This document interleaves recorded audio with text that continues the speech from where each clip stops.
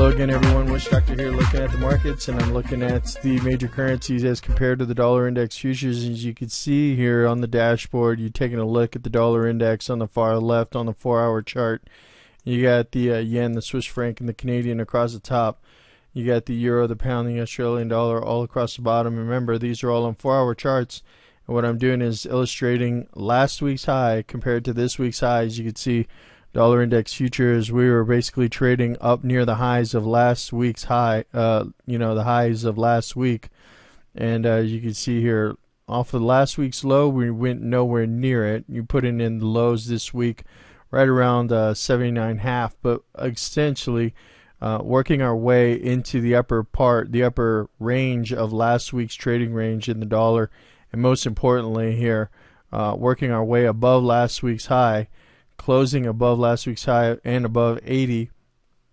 And the market has been basically in this kind of consolidation type of sentiment, but it looks like we're drifting to the upside. We are you can look at this week's high, and we're at the back test of a trend line, which is what we'll talk about in the premium video. But most importantly, dollar index futures basically staying closer to the upper part of last week's trading range, which implies that the euro continues to fall back. As you can see here, last week's high held, and we did not even go anywhere near it this week, putting in a high right around 30.75 and pushing down towards the low 129s, putting in.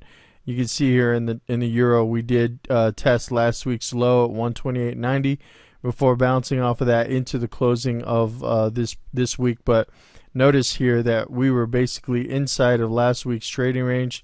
This is what we call an inside week, and this is part of the reason why it probably felt a little like as if it was consolidating. I mean, you obviously did get some decent moves in here from the euro as the dollar was moving higher, but overall, as you can see, it was just like a retracement of last week's trading range. As you can see, push up last week and then basically back down towards the lows of last week.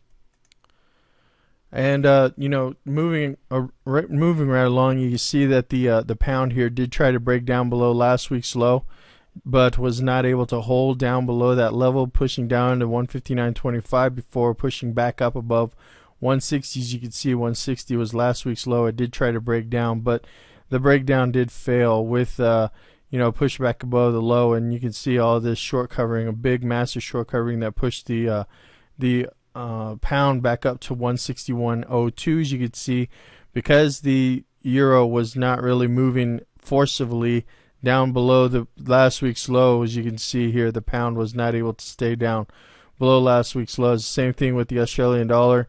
The Australian dollar basically trading in last week's trading range, is not able to push down below 102.01, not able to push above 104.10, and therefore it's really more of a consolidation type of trading range. Same thing with the you can see here the Swiss franc was really just retracing all of last week's move to the downside, at the same time that the euro was retracing all of last week's movement to the upside. And so overall, this market really didn't do too much in the scheme of pushing in one direction or another. Dollar Swiss basically using last week's low as support here, but this week making higher support and not able to, just really mimicking what the dollar was doing. Canadian dollar here trading above in the upper part of last week's trading range. As you can see, it came back up to one even before getting rejected. At least that's the way it looks, but we're right at parity. And so now the question in the Canadian is whether or not we're going to continue to push through that level, if we're going to fall back. And the Japanese yen, of course, here making its way above 80 even, which is kind of interesting, breaking above last week's high. This is the only real trade that set up pretty decent.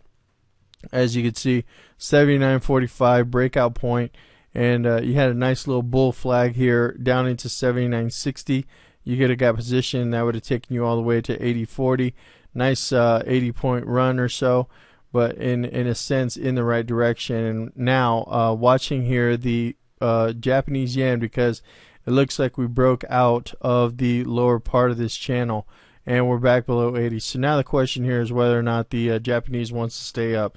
So for more detail, we're going to take a look at the premium video. And the rest of you, this is the Wish Doctor signing off. I hope it helps. Good luck in your trading. Stay safe out there. Best regards to all. We'll see you at the next.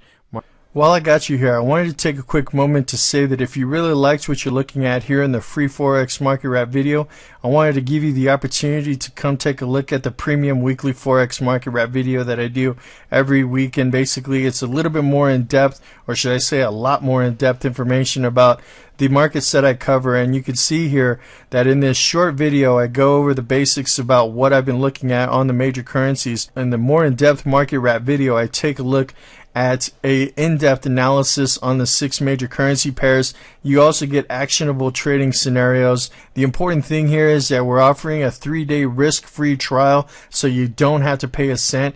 It's about a 30 to 45 minute video that'll go through all the major currency pairs that I look at, and it shows you a lot more in-depth analysis and forecast, looking at the longer term picture and the big major trends that are affecting what you're looking at on the lower time frames that you're looking at on a day-to-day basis. So take a moment to go take a look at the premium market wrap video. You can see the link here provided, www.traderstouch.com/3day, and it also includes a free membership to the Traders Learning Network, where you can meet other traders that are like-minded individuals, and they're basically there to help everybody looking at the same markets as you. So good luck, hope it helps, and look forward to seeing you on the inside.